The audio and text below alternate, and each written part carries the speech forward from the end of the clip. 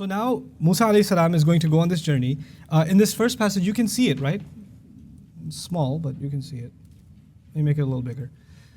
So we were at, I forgot to fish, and it took a weird path. قَالَ ذَلِكَ مَا كُنَّا نَبْغِي. This is what we were looking for all along. This is what we were pursuing. فَارْتَدَّا. Then they retraced, went back. عَلَى أَثَارِهِمَا. On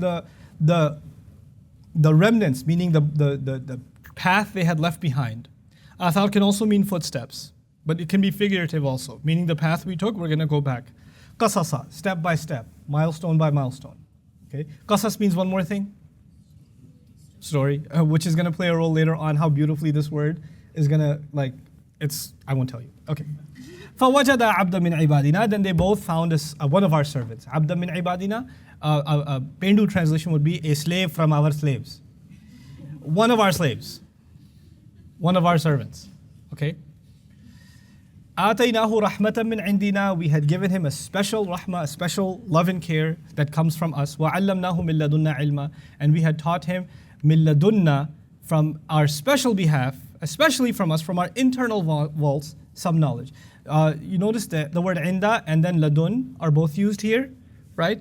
The word ladun is actually far more private than inda. If something is indaka, it's with you, then it's in your possession, but it may not be secret. But if something is min ladunka, then you went into some vault somewhere, pulled it out, and then gave it. Okay? So now Allah is already highlighting that His rahmah is more accessible, but the kind of knowledge He gave to this man that he's going to learn from is actually from some special secret place. It's not just any knowledge that this man has been taught. عَلَّمْنَاهُ مِن لَدُنَّا عِلْمًا. Got it? Now, this passage, if you notice, the first ayah was about Musa's commitment to reach his destination. Isn't it? Even if I spend ages. And the last ayah is actually about him reaching his destination. It actually fulfills the first ayah. If you notice the second ayah, فَلَمَّا بَلَغَ مَجْمَعَ بَيْنِهِمَا نَسِيَا حُوتَهُمَا.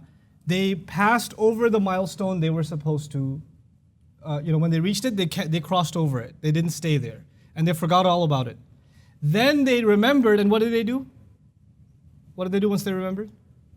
Retrace their steps. And in the second last ayah, this is what we were looking for, so they retraced their steps. So it corresponds, the second and the second last correspond to each other. And in the middle, there are two weaknesses. One weakness is exhaustion that Musa feels, and the other is forgetfulness. Right? The two things that led to a lapse in the journey, forgetfulness and exhaustion. By the way, those are the two things that can disrupt learning, aren't they? Ironically. You're fatigued, you're tired, you don't want to study anymore. Come on, another exam. Is Sarf over yet? No? God. It's not over yet? Just tired of it. This irregular Sarf is making me into an irregular person. And then you start forgetting. You start forgetting.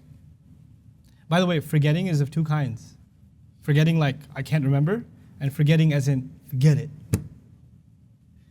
Who cares? And both meanings are found in the Quran. وَلَا تَكُونُوا كَالَّذِينَ نَسُوا اللَّهَ فَأَنْسَاهُمْ أَنفُسَهُمْ. Don't be like those who forgot Allah. Not like I can't remember who Allah is, but what? Who cares? Like this disregard. So nisyan is used in the meaning of disregard also. كَمَا نَسِيتُمْ لِقَاءَ الْيَوْمَ نَنْسَاكُمْ كَمَا نَسِيتُمْ لِقَاءَ يَوْمِكُمْ هَذَا. Today we have, Allah says, today we have forgotten you the way you forgot this day, or meeting of this day. But Allah never forgets. Allah has perfect memory. That meaning, the word nasiya there doesn't mean forget as in memory, it means forget as in what? Disregard. Today we disregard you. You don't mean anything now. كَمَا نَسِيتُمْ لِقَاءَ يَوْمِكُمْ هَذَا. Okay? These are the barriers to learning. Anyway, this is the first passage. Then he sees Musa alayhi salam. قَالَ لَهُ Musa. Musa alayhi salam speaks to him. هَلْ أَتَّبِعُكَ. Can I follow you? The roles have been reversed. Just now in the first passage, Musa had a student. He was giving him instructions. Now all of a sudden he has a teacher and he wants to be the student. And he says, can I follow you? عَلَىٰ أَن تُعَلِّمَنِي. Based on what you taught me. Or based on the idea that you may teach me. مِمَّا عُلِّمْتَ رُشْدًا. From whatever you've been taught in terms of uprightness, in the right guidance. قال إنك I'm going through it so I can show you the overview. I'm going to go into detail. قال إنك لن تستطيع معي صبرا. He said, no doubt about it, you're not going to be capable of patience with me. Now, the idea here is there's innaka. Innaka means emphasis, tawqeed, certainty, but they're meeting for the first time. How do you meet someone for the first time? He says, can I learn from you? And he sizes him up in 1 minute and goes, yeah, not you. You can't handle it. This is basira. This is also teaching experience. Some teachers can size you up in a minute. There's one of those teachers. He could tell your temperament. He didn't say, I don't know if you have the intellectual capacity, or you're not a good student, or you won't be able to understand. No. I think your problem is going to be what? Patience. Maybe even the way in which he said, hey, could you teach me, please? Oh, I see. Wisdom dictates that not just you pay attention to what's being said, but how it's being said. And he could immediately tell the problem here is going to be patience. And it's not going to be patience with what I teach you. It's going to be patience with me. معي. مع ما علمتك or مع ما أعلمك. You're not going to be impatient with the lessons I give you. You're going to be impatient with me, myself. You're going to lose it with me. I can already tell. Musa alayhi salam, and he doesn't stop there, and he goes, وَكَيْفَ تَصْبِرْ? And how are you going to have patience anyway? عَلَى مَا لَمْ تُحِطْ بِهِ خُبْرًا. Over things you haven't encompassed, you haven't grasped full awareness of. In other words, he's already letting him know, we're going to do stuff and you're not going to have the full story. And you're the kind of guy, if you don't know the full story, it makes you really upset. Because you need to understand fully. And if you don't understand fully, it's not justified to you, so you get upset. So in these two ayat, there are two different kinds of impatience highlighted. One impatience is with the teacher, the other impatience is with the lesson. You notice that? لَن تَسْتَطِيعَ مَعِيَ صَبْرًا is with the teacher. مَا لَمْ تُحِطْ بِهِ خُبْرًا is with the lesson. There's two different kinds of impatience. And one is about the way the teacher decides to hold back or tell or do. Why are you doing this? How come you're doing that? The second is actually about how come we aren't being given all the information? How come this course of action is being taken? I don't understand the logic behind it. You know, one of the things, as an Arabic teacher, I can tell you, in our curriculum, one of the things you have to develop for students is tawakkul not only in Allah, but also in the teacher that says, trust me, right now you're learning 4 properties of the ism. I know that makes no sense to you right now. This doesn't even seem like Arabic right now. But just trust me, just give me 3 days, give me 4 days. When we get to fragments, which you don't know what that is yet, it'll all make sense. But for now, you must take the steps I'm telling you. But I came here to learn Arabic and I don't even know how to order a shawarma yet. And they're telling me about flexibility and light and heavy. Yeah. You gotta trust. You have to give yourself to the teacher, and you also have to give yourself to basically a path, a curriculum. A curriculum is actually about not giving you all the information. It's giving you the information you need today. Holding back information that you're not ready for today. And even if it was given to you, you wouldn't keep it. You'd throw up. You wouldn't be able to retain it. You have to be able to absorb it. And once you absorb it and you're ready for it, then some more, then some more, then some more. You know, it's often described, education is, one of the words used for it in Arabic is tarbiyah, which is the same word used for cultivating a plant. A plant needs water over the course of a year, but imagine the amount of water it needs over the entire course of a year dumped on it at once. It's not how it happens. You have to give a little bit of water, let it absorb, let it grow a little, then some more, then some more. And some plants are stupid. They say, give me all of it now. And the gardener says, no. I asked for more and they didn't give me. He didn't even flood me. No, he didn't. You're not going to be patient because you're going to ask too many questions. You want to know the whole thing. It's not time yet. Just trust me.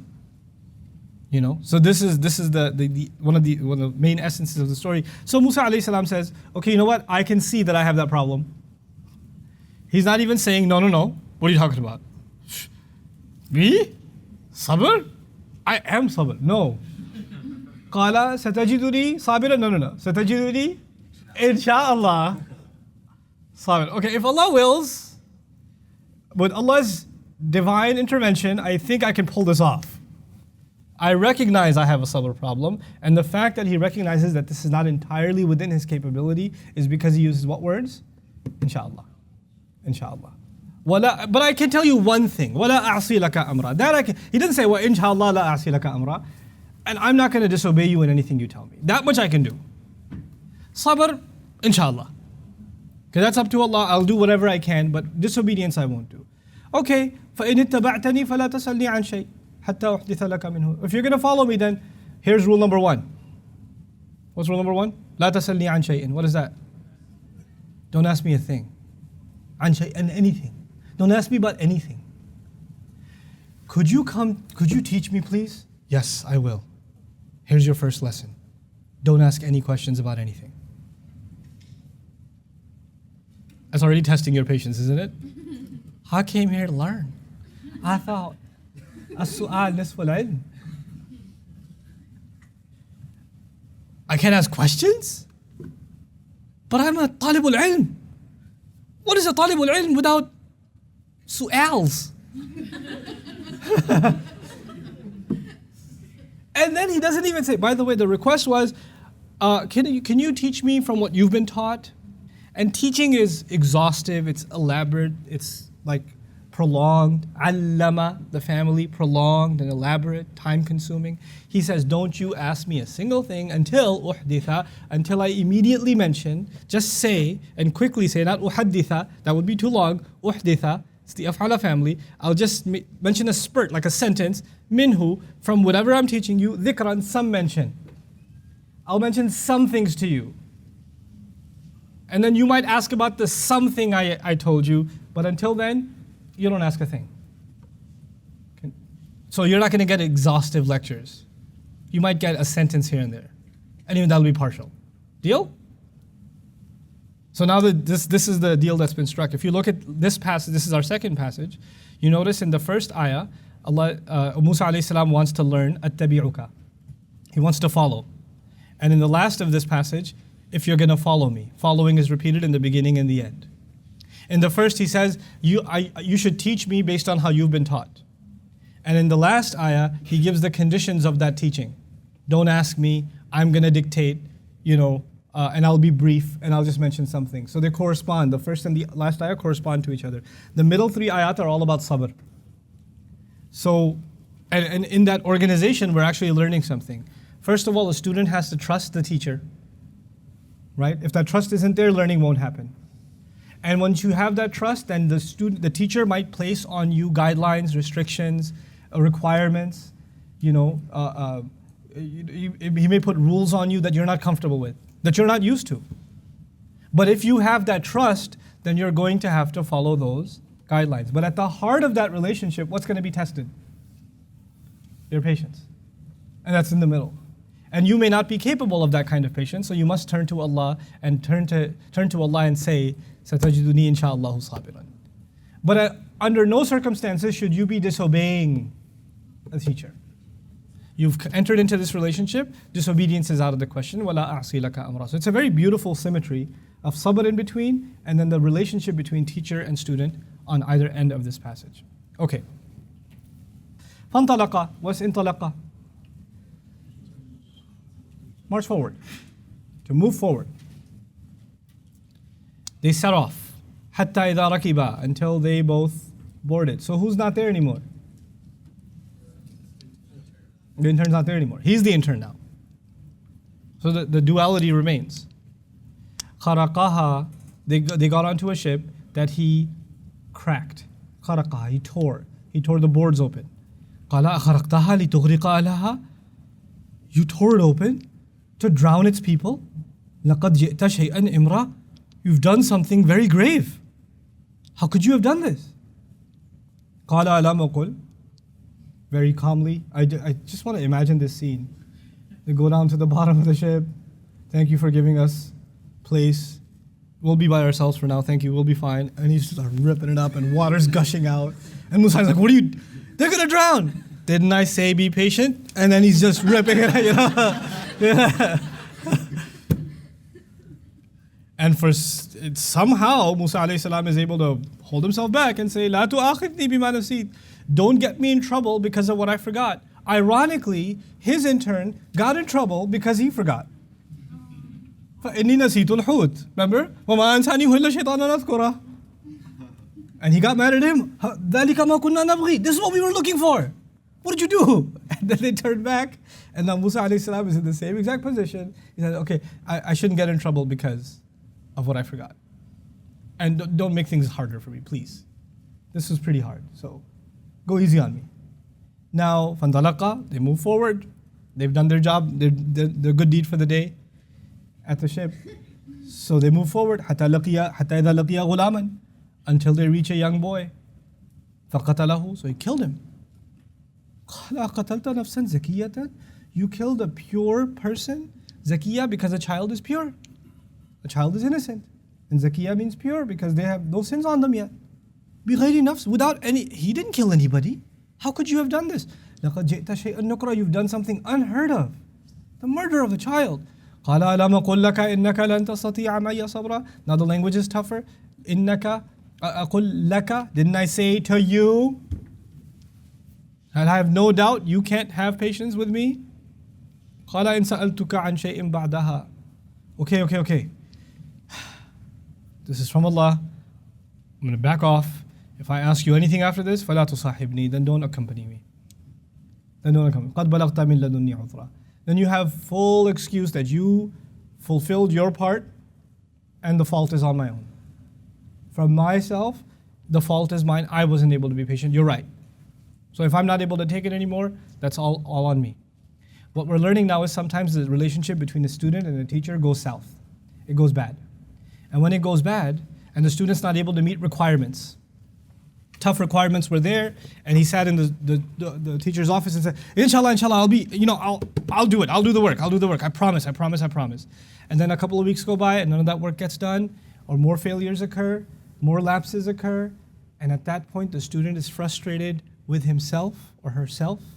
But you know, when people are frustrated with themselves, they like to mask that with frustration with everybody else around them.